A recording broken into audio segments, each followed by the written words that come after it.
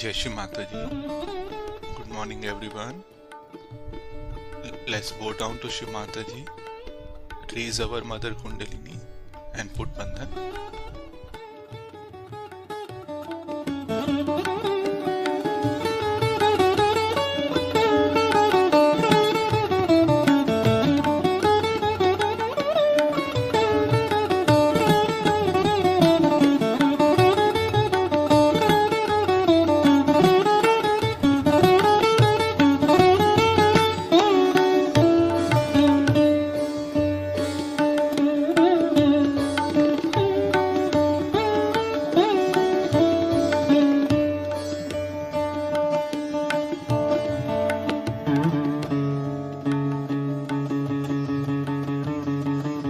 Shri Ganesh Mantra.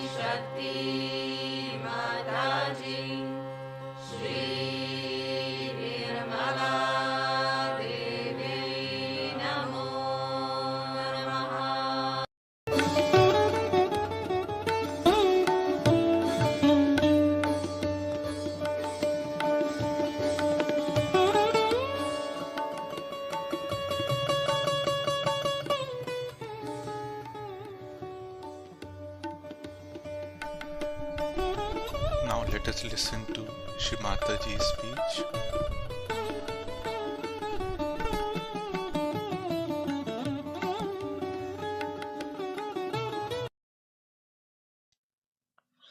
Today we have assembled here to do puja to Buddha. As you know, Buddha was a son of a king, and one day he was shocked to see a very poor man, thin man walking on the street, very unhappy person.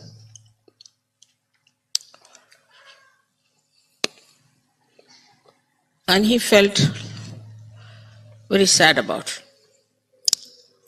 Then he saw one person who was very sick and about to die.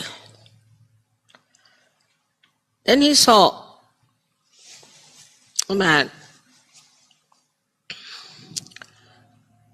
who was dead, and people were carrying him to the cremation ground.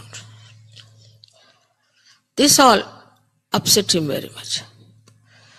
And he started thinking about it and seeking what is the reason for all these happenings in human beings. Firstly, why do they become so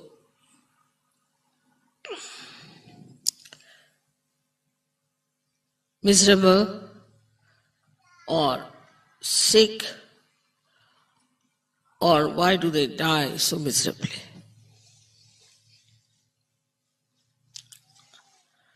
The reason he found out in his search, he went round the whole world, I should say, in the sense he read Upanishads, he went to many gurus, went to many places of spiritual education, Banaras, everywhere he went. And ultimately, he was sitting under a banyan tree when suddenly his Kundalini was awakened by his Adishakti and he got his realization. Then he realized that the reason for all this is the desire.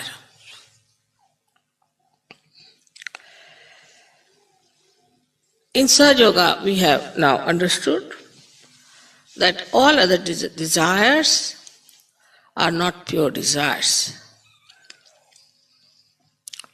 Firstly, whatever desires are fulfilled, we are not satisfied by it, first thing. And secondly, all these desires have a repercussion.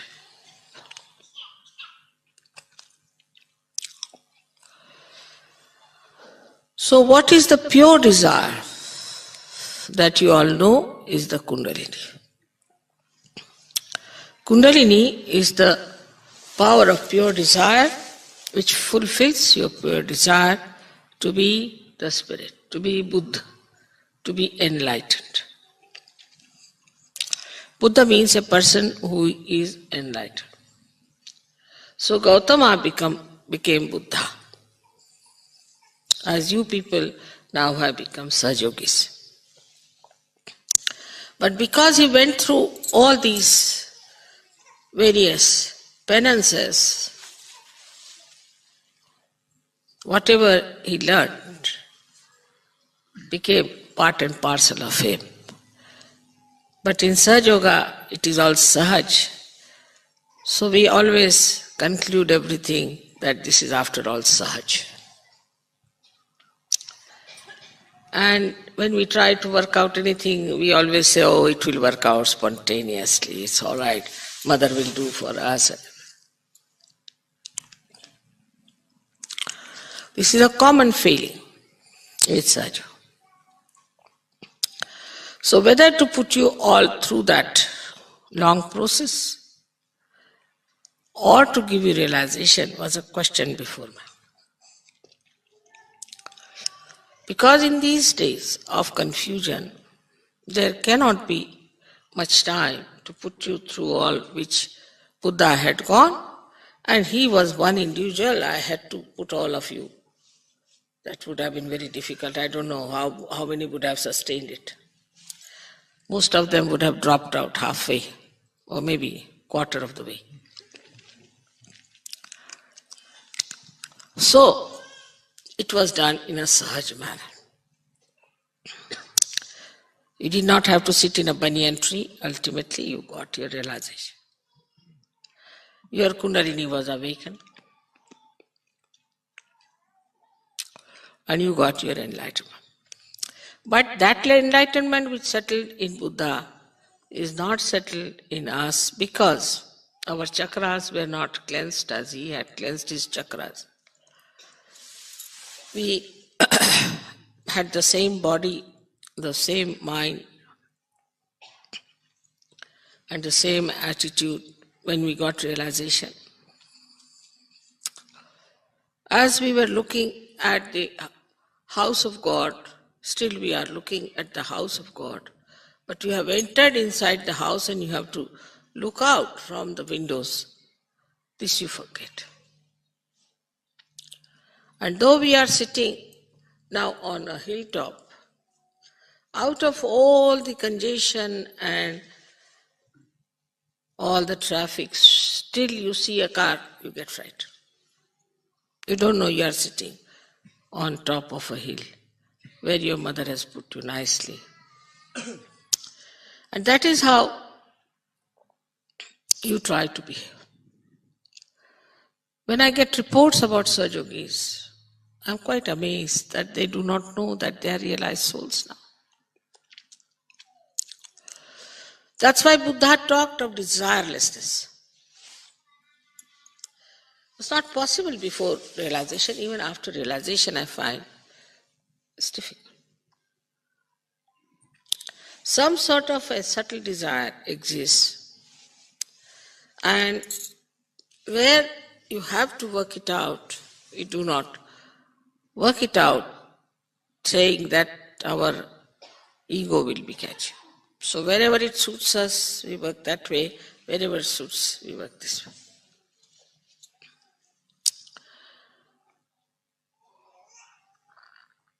The solution of the whole thing is one, which I found out myself, was this, that it's a collective happening. A person who is an individual can never get over his ego. Individualistic person cannot get over his ego. The one who lives individually wants to enjoy everything individually, can never get over his ego because you have not gone through all that penances. Or else, if you are an individual, then you better go through all these penances and then come back.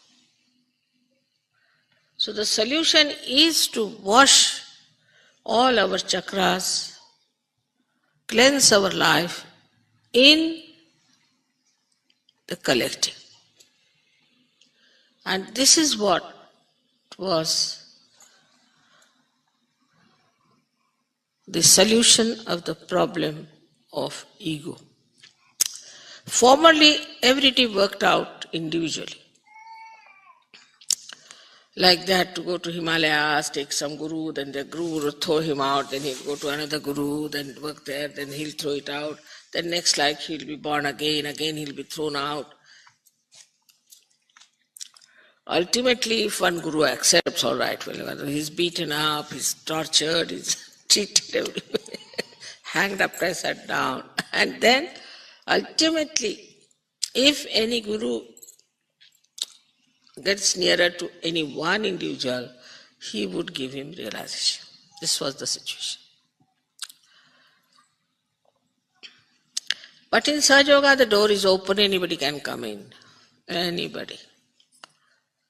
Get your realization. Because I have faith in collectivity. This collective life will definitely give you what Buddha got through his individual efforts.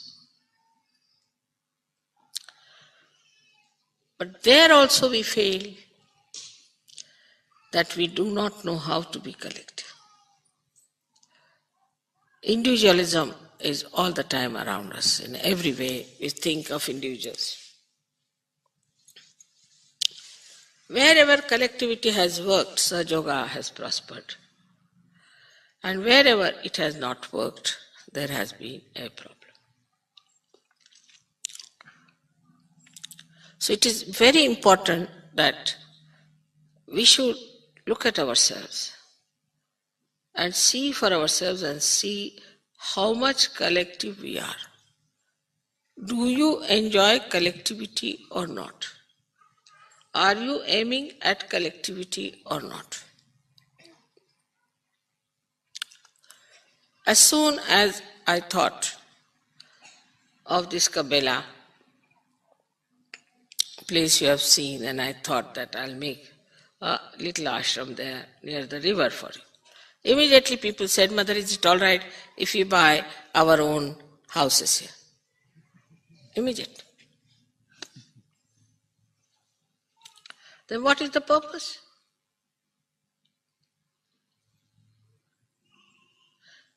And then they will call me, Mother, please come to my house for dinner. Please come to my little house for some tea. I'm not interested.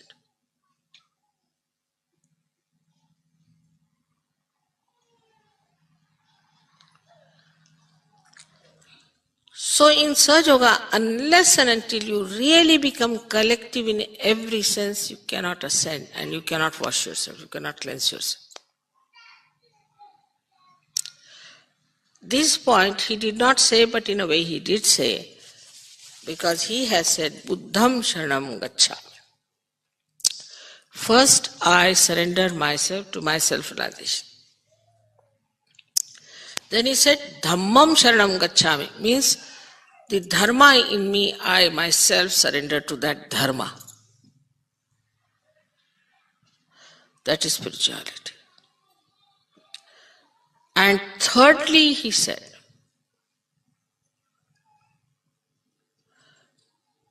Sangam Sharanam Gacchami. Sangha means collectivity. I surrender myself to the collectivity. But he did not know how to give Ama's realization at that time. So he got hold of disciples who had to shave off their heads, whether you are a queen or a king, who had to wear only one cloth, whether you are a man or a woman, who had to have only one mat to sleep in a big hall, no husband and wife, no marriage, nothing. And they had to beg their food in the village and feed the Guru, and also they themselves had to eat that food whether it was sufficient or not.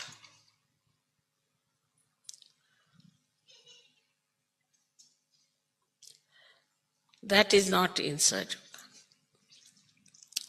Everything is enjoyable in Sahaja from the very beginning.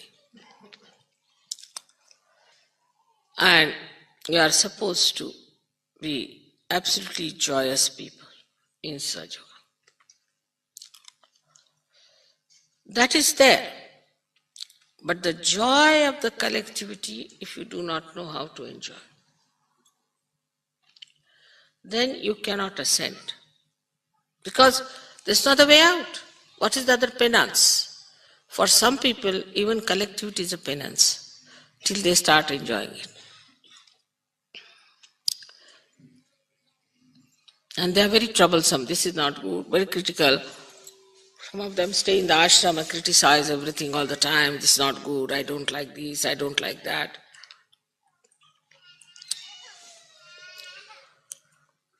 So here, in complete awareness, you cannot be mesmerized. If you are mesmerized, then you can live whatever way you like. But in complete awareness and full understanding, we have to become collective. This is one of the solutions for our cleansing. We can say like this, supposing my hands are dirty. So I go to one tap and I find there's one drop coming. So can't wash. So I go to another place, there's no water. Third place, I find there's nothing available. Ultimately, I reach the place where I find some water. Then I wash myself completely because I know I can't find it anywhere else. But in Sahaja Yoga, you are immersed in the water of collectivity. If you enjoy this collectivity and can swim in that, then there is no problem.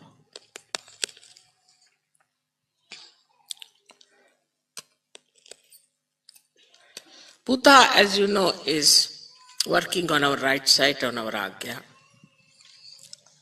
It's very surprising the deity like him to work on the right side. First he said, for the right side you should be detached, desireless. Nobody would work if they have no desire and if they have no way of earning something out of it, in the normal sense. But desirelessly you have to work. Then only the right side can be conquered. Very symbolic. Normally the right-sided people are extremely thin, but Buddha is very fat. Normally the right-sided people are extremely serious, very serious. Even if you tickle them, they won't laugh. But Buddha is laughing all the time with his both hands and enjoying himself. See the contrast. So, when you are working without any desire, only then this state can be achieved, that you'll be all the time laughing. But those who feel that we are doing this work with certain desire. I mean, some are very low level people, want to make money, some this, that nonsense, that goes on. But it becomes even subtler and subtler and subtler. As you become subtler, the desires start becoming subtler and subtler and subtler. And if you are not careful, it just comes up.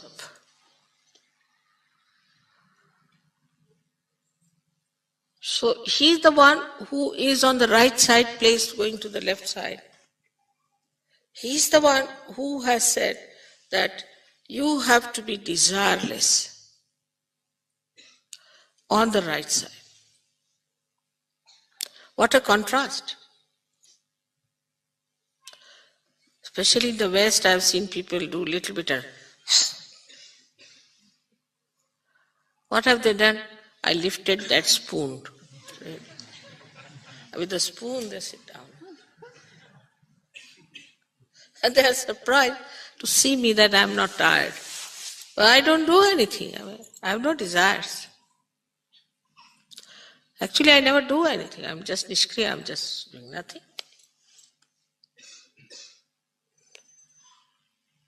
So when you become that instrument, surrendered instrument, when you know you are not doing anything whatsoever, then on the right side, you achieve mastery. How you achieve mastery? You don't do anything, all right? You go to any shop and you get a jackpot without doing anything. You do not desire anything. And suddenly you find, which you have never even thought of is before you, there sits there, available for you. Just have it.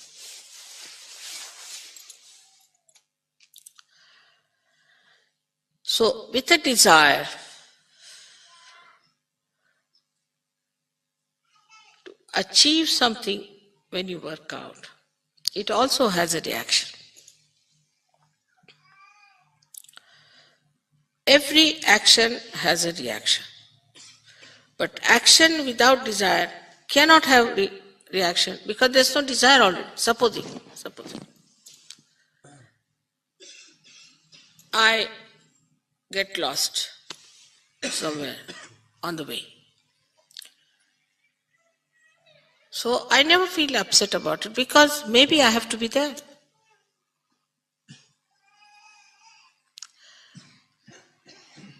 Supposing I want to I have to buy some, say like a casa, ticket like that. So people I have to buy, you see, that's different than desiring. I mean, it also came in my neck suddenly. I just said that I live in Italy, so must buy a house. They showed me a casa. And this turned out to be no good. All right, doesn't matter. Then the second one, everybody got attached. You must buy this at any cost. This. I somehow didn't like the place very much, but I said, all right, let their desire be fulfilled. It so happened that they were all uprooted and they had to buy another one which they didn't want to buy. And I was very happy about it because I didn't desire anything. And it turned out to be the best. The reason is whatever is best happens to me.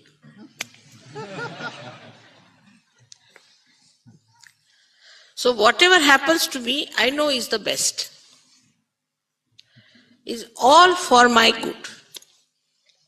Is for the good of Sahaja Yoga. Now anybody criticizes Sahaja Yoga is very, very good, excellent. Like in India, first of all, there was a magazine where Rajneesh used someone to speak against me. But that lady had stolen some of my photographs and had given the photographs as well. And everybody in my family was so angry, my brothers, my husband, they wanted to sue the paper. I said, I don't like this idea of suing the paper or anything. So when we had the first program in Delhi, it was so overcrowded that I could not even take my car inside. So the outside also was filled. And they had to put loudspeakers outside the hall. And I asked the people, how is it they are here? They said, we saw your photographs in the Illustrated Weekly and we are so much impressed. They never read anything. Not a word. And they were all there. One of them is Harsh, and so many of them have come from there. Just seeing the photograph. So if she had stolen the photograph, it was for our good. And normally we would have paid a lot of money to publish something. Without paying any money, it was there.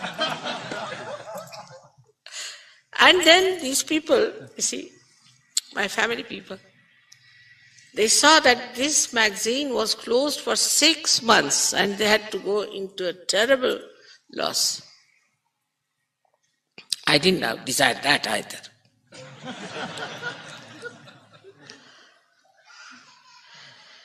When you are desireless, you are happy because you are never disappointed. You are never nervous. So, to be desireless doesn't mean that you become something absurd or ascetic or anything like that. But not to expect something. If I do like this, then this will happen. If I do like this, that will. Not to worry. Do what you want to do. One thing you should know, that nothing bad can happen to you.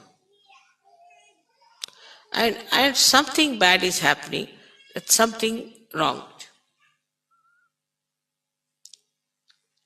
I'll tell you another thing. This time, first time I fell down a little bit, not much.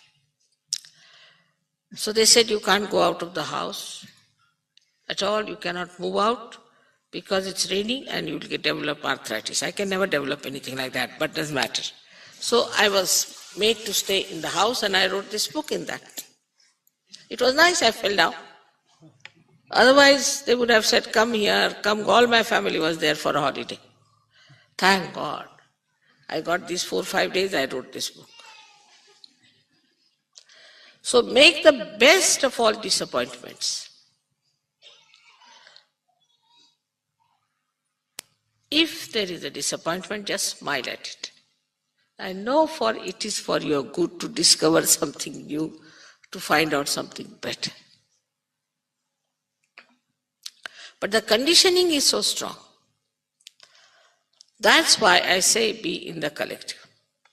Now, for example, we have Indians, we have got French, we have this, that, and all that. All their conditions are around them. Still. For Indians must have Indian food, wherever they go. It's a very difficult situation. That way, you people are better. You eat every sort of, even you eat wretched Indian food. I don't like very much Indian food myself. It's not very nourishing. It's more tasty, but not nourishing. But you don't mind eating any food whatsoever. That's a good thing about it. But your desires are another, little different, which you know very well, I need not tell you.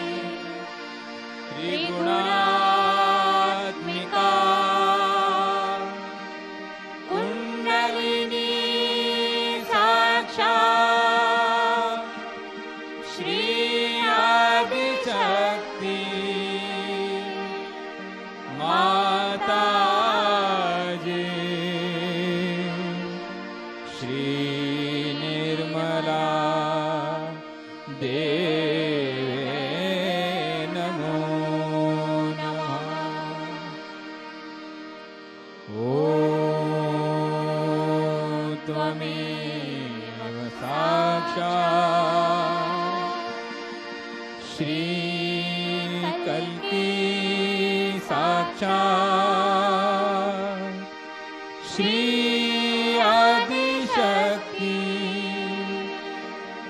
माता जी श्री निर्मला देवे नमो नमः। ॐ त्वमेव साक्षात्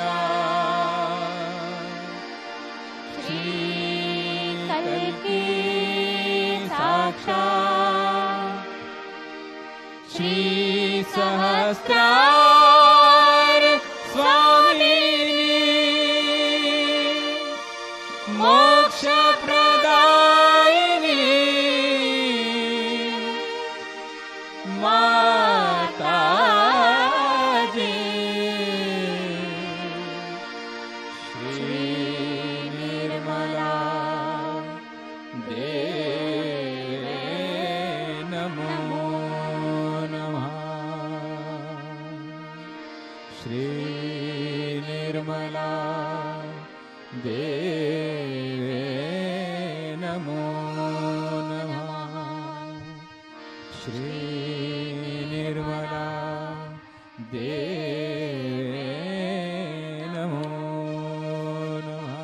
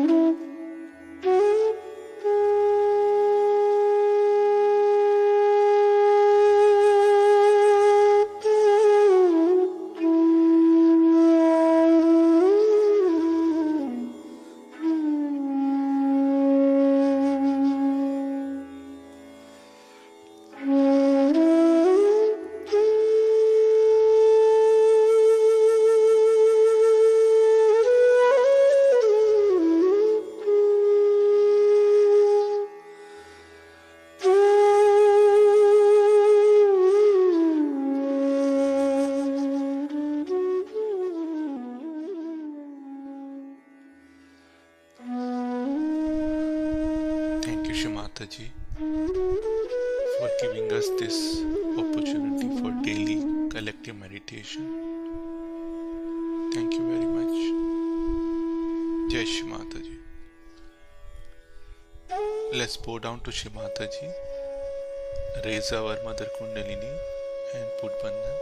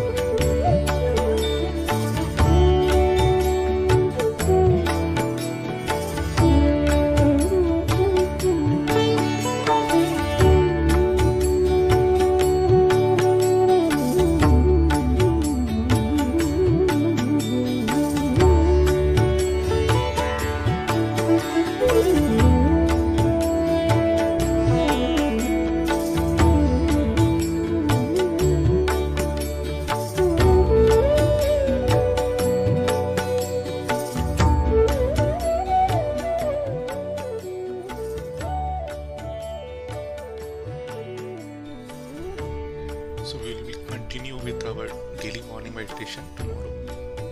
Now we are closing the stream. Jai Shri Mataji.